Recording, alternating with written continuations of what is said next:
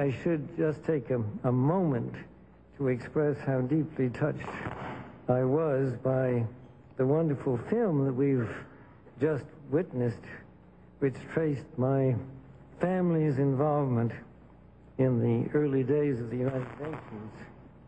My father, as the film suggests, was a man of peace who believed deeply in the ultimate benefits of peaceful cooperation and continuous dialogue among the peoples and nations of the world.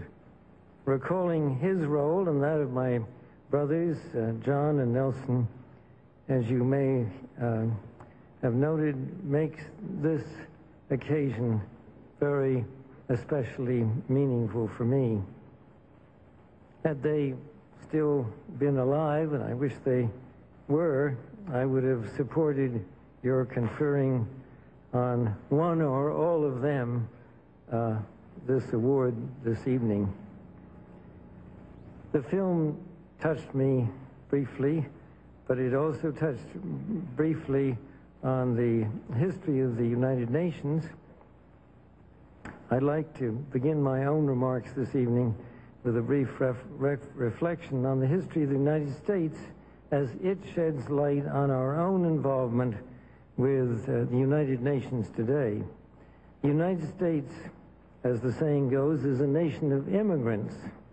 The Pilgrims and other early pioneers came here from Britain and Western Europe to escape religious persecution and to find a new life of opportunity and freedom. Subsequent waves of immigrants from Southern and Eastern Europe brought both ethnic diversity and exceptional levels of talent and dedication to hard work. The reprehensible slave trade of the 17th and 18th centuries brought Africans to these shores and created institutions and social divisions that took a civil war and more than a century of concentrated effort to overcome. Yet African Americans today have become an essential and positive strand in the fabric of our nation. Most recently, waves of Latinos and Asians have contributed new elements to our rich cultural and ethnic diversity.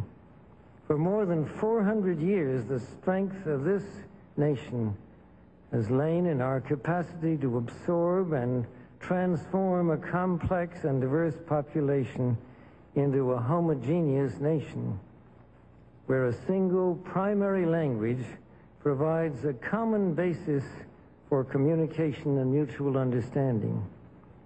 As our nation grew in numbers and expanded across the continent, opportunities flourished for anyone with ability and ambition.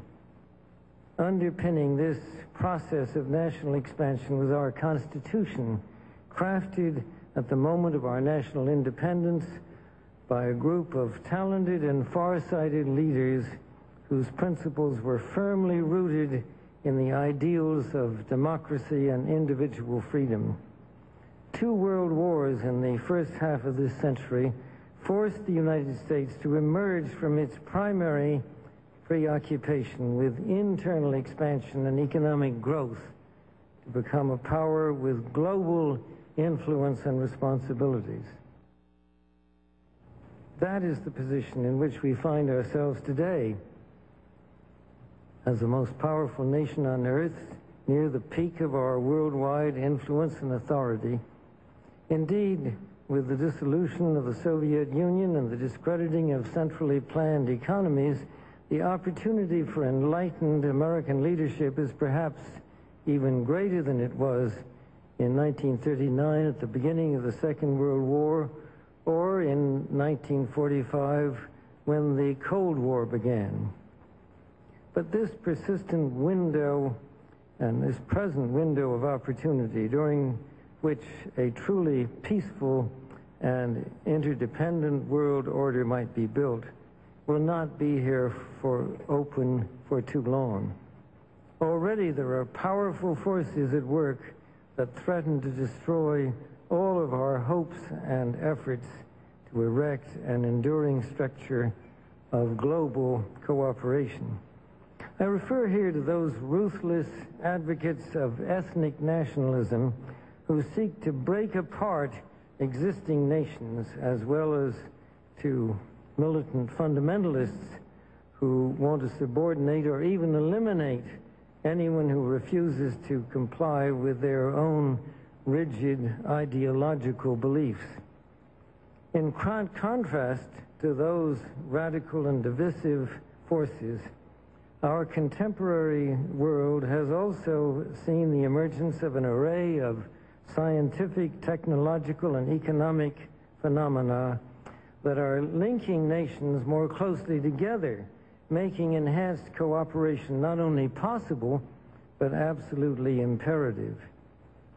Breakthroughs and advances in many fields such as genetics, molecular biology, computers, and telecommunications have given mankind the ability to revolutionize most aspects of our common life. Properly applied, these advances can be used to improve the human condition throughout the world, an objective to which I would believe that we all aspire.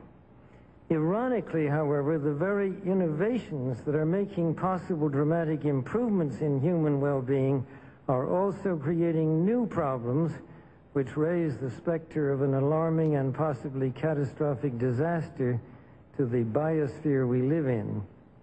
And herein lies the dilemma that we all face. Let me illustrate. Improved public health has caused the world's infant mortality rate to decline by 60% over the last 40 years. In the same period, the world's average life expectancy has increased from 46 years in 1950s to 63 years today. This is a development which, as individuals, we can only applaud.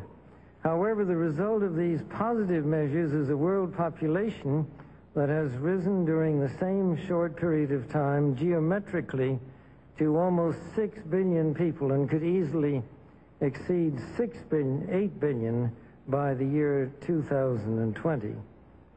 The negative impact of population growth on all of our planetary ecosystems is becoming appallingly evident.